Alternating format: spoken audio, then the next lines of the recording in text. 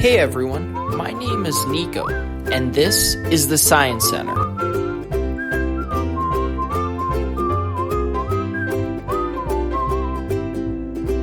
Did you know that viruses are very, very small particles that can spread through the air and make you sick? Now I'm sure you're wondering what kinds of viruses there are, or maybe if they have any cool names. Well, I think that all of you have heard the name COVID-19 being used by your parents, grandparents, and even your friends. COVID-19 is a virus that's so small you can't even see it. How crazy is that? It makes you understand why schools are having a hard time reopening. COVID-19 just loves indoor spaces, like schools, that have a lot of people in them. That's why schools are being very careful and why all of you are probably wearing masks like it's Halloween and sitting really far apart from each other. If we weren't careful, then schools would end up closing. I bet some of you would think that's the best thing ever. But remember, that means you won't be seeing your friends for a long time. Plus, you'll be stuck at home with your parents too. And I bet that means more chores for everyone. I would guess there's not a single person who wants to do more chores, right? Now let's throw it over to Cheyenne to talk about how we can stop this from happening. Thanks, Nico. Now that we know all about COVID-19, let's figure out how we're going to fight it. The best doctors have told us that wearing a mask is one of the best ways to protect ourselves. The same applies at school. Now, you and your friends will be wearing cool masks to keep everyone safe. Masks come in all different designs, so it's another way for you to express yourself. Another way that school is going to be safer now is through more hand washing and sanitizing. By washing your hands more, you are literally destroying the surface of the virus. How cool is that? To thoroughly wash your hands, follow these 5 easy steps. Rinse your hands, lather with soap for 20 seconds, rinse off the soap, dry them with a towel, and use a towel to turn off the tap.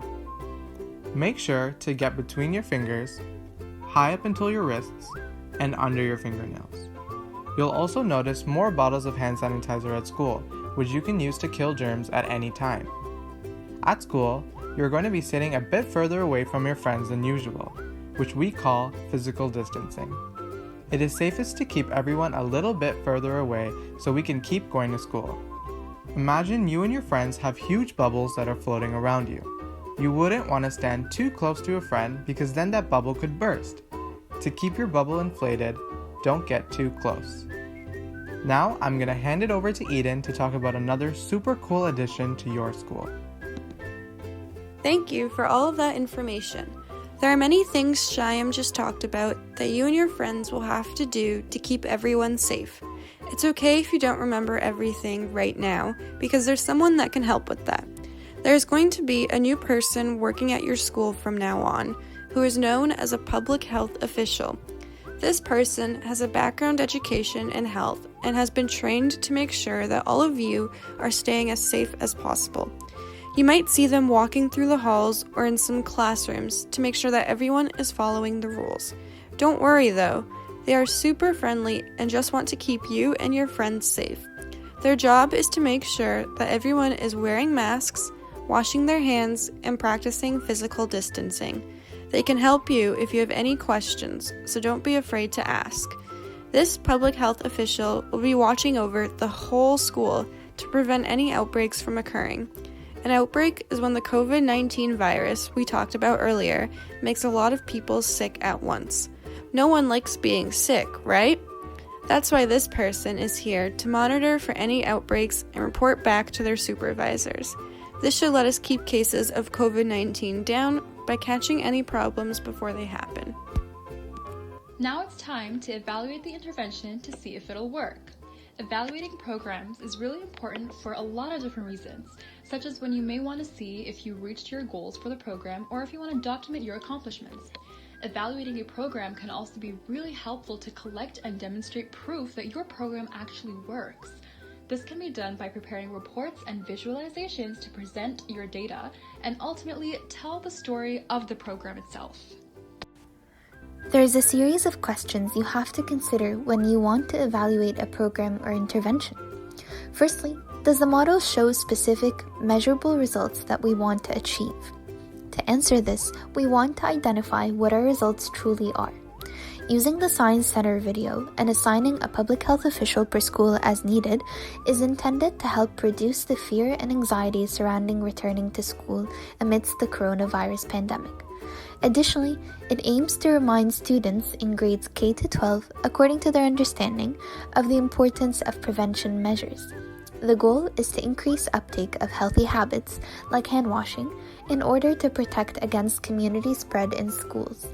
Finally, by assigning a public health official per school, the program aims to help provide support to teachers and students on a daily basis at the schools to ensure that they feel safe to come to school every day. Thank you, Maria, for showing us the first step is to clarify the program's objectives and goals that we want to achieve. The other steps are developing evaluation questions, developing an evaluation method, and finally setting up a timeline for the evaluation activities. So to evaluate a program, we need to ask, does the intervention contain big leaps of faith or does it demonstrate change through a logical sequence of events? In the case of the Public Health Science Center video and the assignment of a public health professional per school, the intervention passes the test. By introducing a video to students, especially of younger age groups, it can ensure that the message acts as a reminder on the importance of hand washing and mask wearing in confined spaces. Now we need to develop evaluation methods. In order to do this, we can look at how the program intervention is supported by providing a public health professional who is available at schools on a daily basis to answer questions and provide support for concerns that may arise. In this way, we can see that the program follows a stepwise model approach that instructs the students with logical reminders and eases the introduction of these changes into schools in a way that will not induce increased fear in students. Maria will now explain how we are going to evaluate the changes that occur over time. Finally, we want to see if we know what behavioral changes we want. These are pretty obvious as they're seen when there's an increased use of hand sanitizers, hand washing, mask wearing, and physical distancing. At the end, we ask questions like, and make note of, things like, determine whether or not these behavioral changes are meant to be sustained or continued, and if they are, then for how long. Does the intervention determine how the environment of the school, in this case, and the conditions should change to reinforce new behaviors? When evaluating an intervention, the actions the interventions need from the individuals should be connected to the output indicators that show us whether or not the program is on track.